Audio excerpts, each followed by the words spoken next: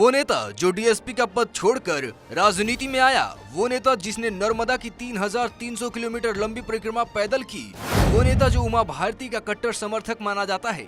हम बात कर रहे हैं केंद्रीय मंत्री और हाल ही में मध्य प्रदेश विधानसभा चुनाव 2023 में नरसिंहपुर विधानसभा से जीतकर नए विधायक बने प्रहलाद सिंह पटेल की। 28 जून 1960 को नरसिंहपुर में जन्मे पटेल की शुरुआती शिक्षा गांव में ही हुई।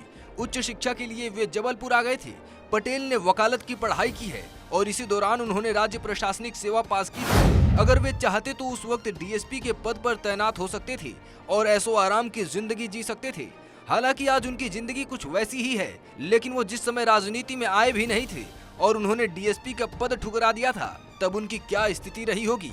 पटेल ने अपने राजनीतिक जीवन में कई उतार चढ़ाव देखे हैं। अन्य पिछड़ा वर्ग से नाता रखने वाले पटेल आज मध्य प्रदेश के वरिष्ठ नेताओं में से एक हैं। उन्हें बुंदेलखंड का बड़ा नेता माना जाता है। साथ ही वे एक कुशल वक्ता हैं और स्थानीय एवं राष्ट्रीय मुद्दों पर गहरी पकड़ रखते हैं। हालांकि पटेल ने अपने राजनीतिक जीवन में कई उतार चढ़ाव देखे हैं। उन्हें उमा भारती का कट्टर समर्थक कहा जाता है। यही कारण है कि जब साल 2005 में उमा भारती ने भाजपा से अलग होकर भारतीय जनशक्ति पार्टी की स्थापना की थी, तो पटेल भी उनके साथ हो गए थे। हालांकि 3 साल बाद ही मार्च 2009 में उन्होंने भाजपा में घर वापसी कर ली। पटेल एक अनुभवी सांसद हैं। पहली बार वे 1989 में लोकसभा के सदस्य चुने गए थे। पटेल अपने छात्र जीवन से ही राजनीति में सक्रिय हो गए थे। साल 1980 में वे जबलपुर विश्वविद्यालय छात्र संघ के अध्यक्ष चुने गए थे। इसके बाद उन्होंने राजनीति में कभी पीछे पलटकर नहीं देखा और लगातार आगे बढ़ते गए। पटेल भाजपा की युवा शाखा भारतीय जनता युवा मोर्चा के प्रदेश में कई अहम पदों पर भी रहे हैं। मूल रूप से नरसिंहपुर जिले के गोटे गांव के रहने वाले प्रहलाद पटेल 1989 में पहली बार सांसद बनने के बाद 1996 में दूसरी बार और 1999 में तीसरी बार भी लोकसभा के लिए चुने गए थे।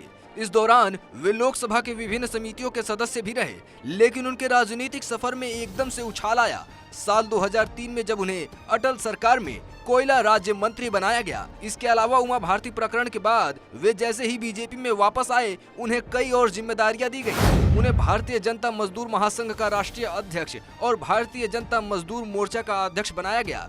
पटेल 2014 और 2019 में भी लोकसभा का चुनाव जीतकर संसद पहुंचे और केंद्र में मंत्री बने। विधानसभा चुनाव 2023 में भारतीय जनता पार्टी ने इन्हें कांग्रेस के लाखन सिंह पटेल के खिलाफ नरसिंहपुर सीट से उतारा था, जहां प्रहलाद ने प्रचंड जीत हासिल की और करीब 32,000 वोटों के बड़े अंतर से लाखन सिंह पटेल को धराशायी कर दिया। 230 सीटों वाली मध्य प्रदेश विधानसभा में बीजेपी ने 163 सीटों पर जीत हासिल करके बहुमत पा लिया है। प्रहलाद सिंह पटेल का नाम इस बार मुख्यमंत्री पद की दौड़ में सबसे आगे माना जा रहा है। प्रहलाद सिंह पटेल ओबीसी वर्ग से आते हैं और महाकौशल का सबसे बड़ा नाम है, इसलिए प्रहलाद सिंह पटेल के सीएम बनने के आसार प्रबल हैं। अब देखना होगा कि केंद्रीय नेतृत्व प्रहलाद पर भरोसा जताते हुए उन्हें सीएम बनाता है या नहीं।